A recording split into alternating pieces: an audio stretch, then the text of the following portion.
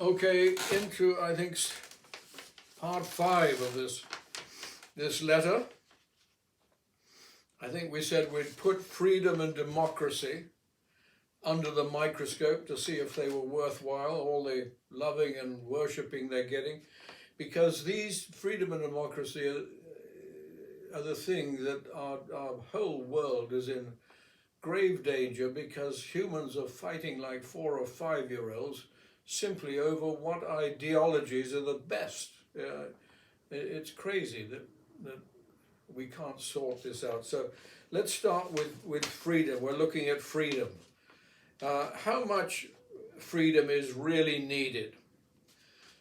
From what we have seen above, we know we only need enough freedom to attain the main objective in life after being born, which is to attain the true meaning out of our own life on earth, letting the steam out of the kettle. And that means, in today's world, having the freedom to compete in our modern game of life played on a level playing field. That gives you the opportunity to use all the abilities, initiatives, and energies nature has given you to win and go up your ladder of life. It is doing that which allows your body to act out what it has been made for, which in turn gives you true spiritual and physical fulfillment out of the miracle of life. Joining the game of life, you can be a footballer, you have to play within the rules. You can be an architect, you want to be the best architect, but you have to follow the rules there. We're all have enough freedom to compete in the jobs or trades or crafts we are using, or sports we are using or joining, to get full meaning out of life. We don't need to go over the top, get out of a sensible cage and have unlimited freedom. We in our animal bodies are not, we just can't handle that. Your freedom is only limited by the rules of the game, as we've said, or the equation of the soul, which is there to make sure the game remains sustainable, i.e. there must be enough goodness and restraint to allow human communities to live and prosper in peace. Those old rules are still perfectly good for today. We now simply have to add the environment into the equation, and dare we suggest, give the environment even higher values than we humans have been giving ourselves recently. Humans have to put themselves in a sensible cage in order to practice sensible freedom, i.e. a football pitch. You have the rules, you play the game, you do your best, you go up or you go down. Architects the same. Unlimited freedom, given the natural bodies we live in, will lead straight to anarchy and confusion. We are already seeing that beginning to happen. Okay, let's go on to democracy. If we recognize that there is only one game of life, the free enterprise economy, which includes football, sport, architecture, crafts, doctors, builders, bakers, candlestick makers, right? If we recognize that there is only one game of life, the free enterprise economy, that gels perfectly with the body we live in, or is actually part and parcel of that body, and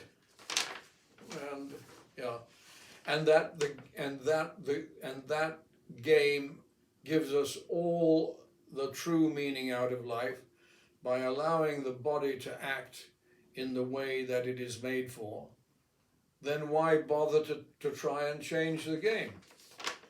Crazy, isn't it?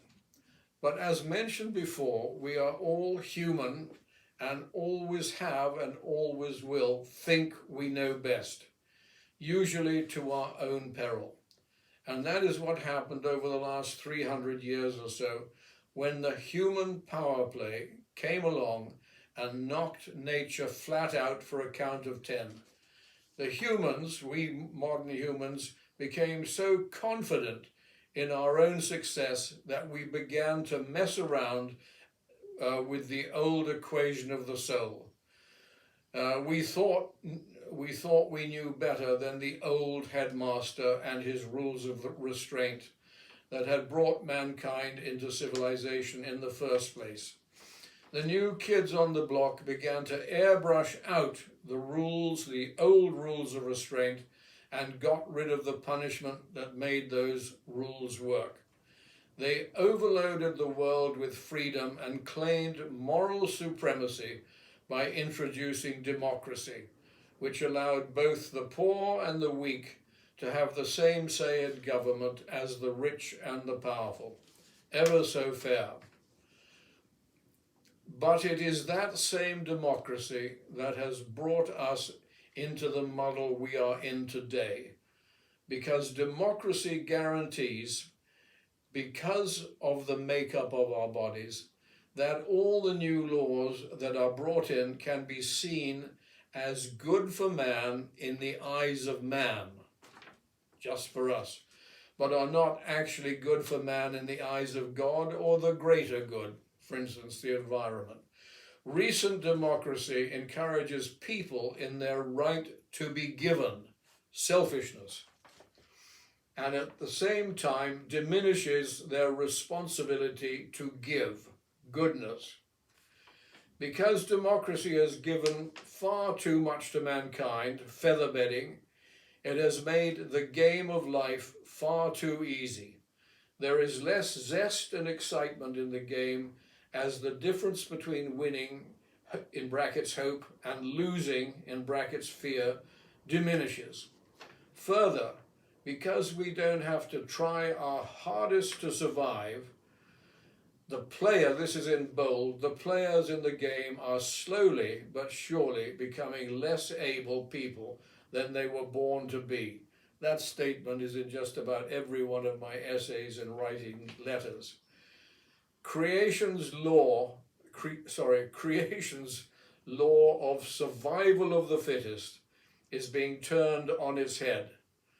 Democracy has got the equation of the soul into a right old muddle, because too many cooks are spoiling the broth, and a lot of unnatural ingredients are being thrown into the pot. We no longer know what is good goodness and what is bad goodness. That's our problem right now. There's a lot of hot air swirling around. Okay, paragraph 6. What do we do now? We come to the crunch time. Very simple. Democracy, together with its human partners, goes into last chance saloon. We either survive with democracies or we don't, depending on whether it's good democracy or bad democracy. We can start this off right now by having every nation on earth holding one simple referendum. This is a test of democracy, whether it's going to be good or bad. The question in the referendum: is God's creation or the whole of nature more important than mankind, or is mankind more important than God's creation and the whole of nature?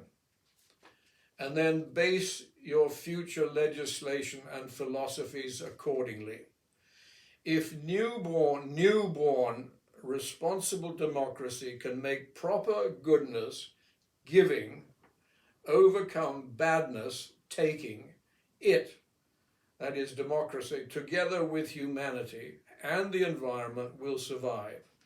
If not, humans, with their twin death threats of inevitable fighting and persistent chasing of growth economies, will kill themselves off, unless some sensible tyrant savior or top table, as we have described, comes along and saves the day, as described above.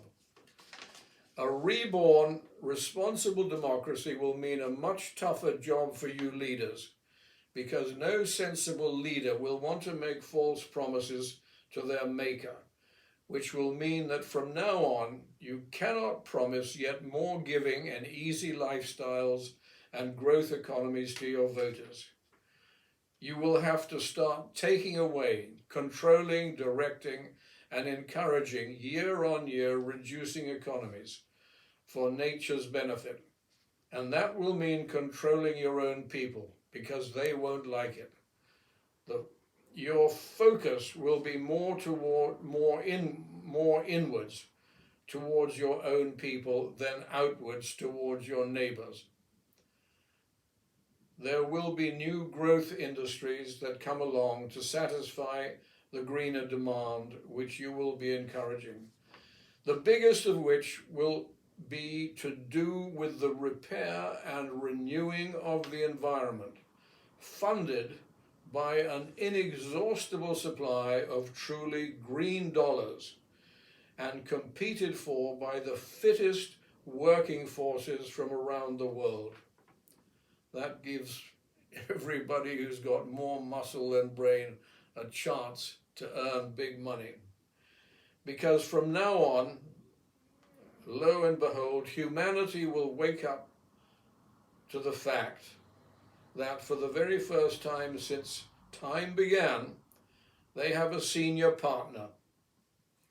Over to you, leaders. Courage and humility will be necessary, and you may even have to change your own job description. Good luck, Philip Arundel. Well, that's a long, long letter. We'll end, and hope you got a part of it. Thank you.